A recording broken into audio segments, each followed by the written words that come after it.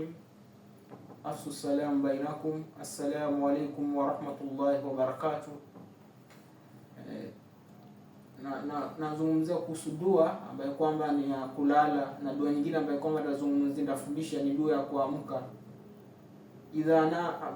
Idha nama ahadukum, nafikiri Mtume anasema idha nama ahadukum, pindi mmoja wenu atakapotaka kulala. Nama ya num, nama imekuja katika kitendo kilicho film dua, kitendo kinachofanyika sasa hivi. Ya numu ni kitendo kinachofanyika sasa hivi.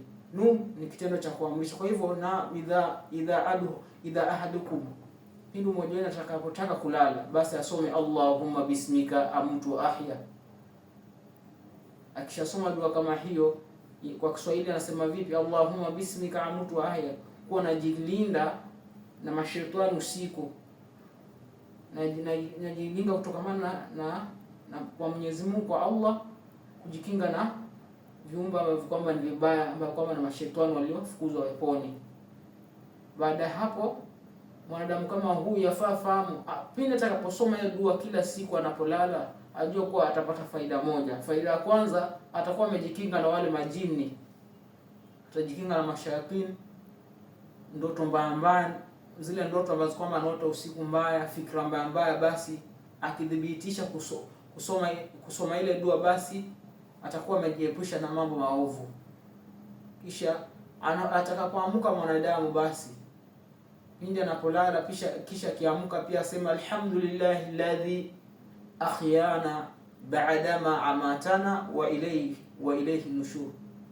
Bimaana amelala usiku. Kulala ni kama kifo, yani kama mtu ajielewe. Mwanadamu anapolala usiku ni kama yule ambaye kwamba amefariki, asikii wala haoni, amefunga macho na yuko katika usingizi. Kwa hivyo anapoamka asubuhi, amshukuru yule ambaye kwamba amfanya yeye akalala, atasema alhamdulillah.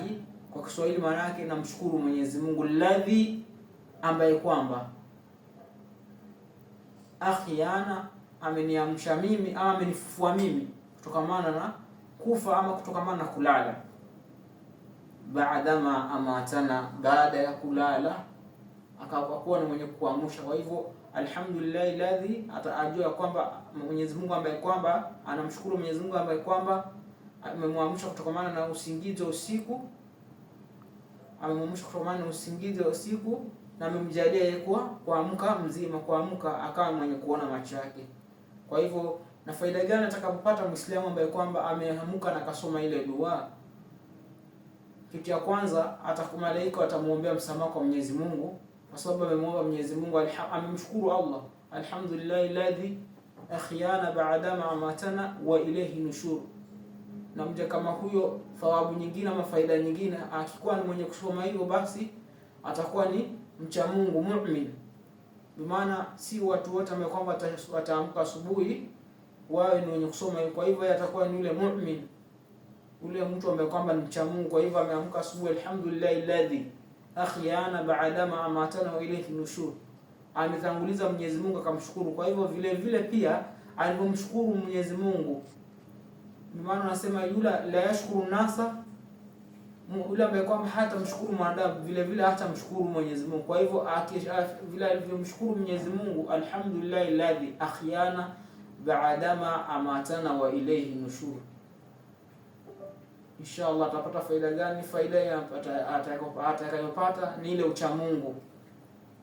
Atakuwa amejikurubisha kwa Allah, amejikaribisha kwa Allah, atapata faida kama hiyo inshallah biidhnillah. Mwenyezi Mungu awajalie wale ambao kwamba wamenisikiza, awape masikizi, na Mwenyezi Mungu awajalie miongoni mwa wenye kufuata zile dua, kuzifuatiliza.